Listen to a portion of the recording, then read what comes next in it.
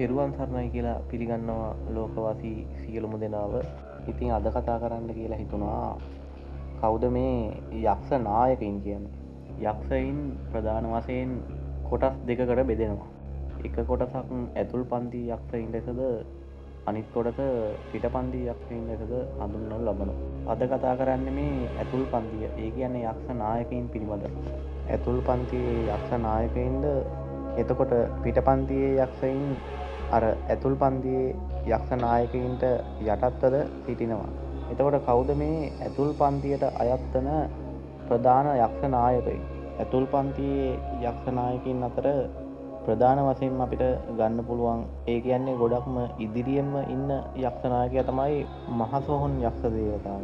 ඊට පස්සේ අපිට ගන්න පුළුවන් රීරියස්ස දේවතාව. ඊට පස්සේ ඉන්නවා සන්නියස්ස දේවතාව. ඊට පස්සේ ඉන්නවා ඔඩ්ඩියස්ස දේවතාව. එතකොට තව අභිමාන යක්ෂ දේවතාව. ඊට පස්සේ ගරා යක්ෂ දේවතාව. ඊට පස්සේ තොටේ යක්ෂ දේවතාව. තව කළු යක්ෂ දේවතාව.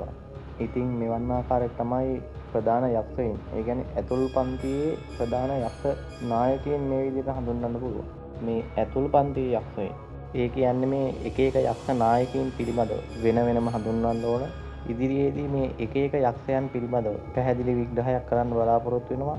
එහෙනම් ඔබ සියලු දෙනාට සියලු දෙවි දේවතාවුන් වහන්සේලාගේ පිහිට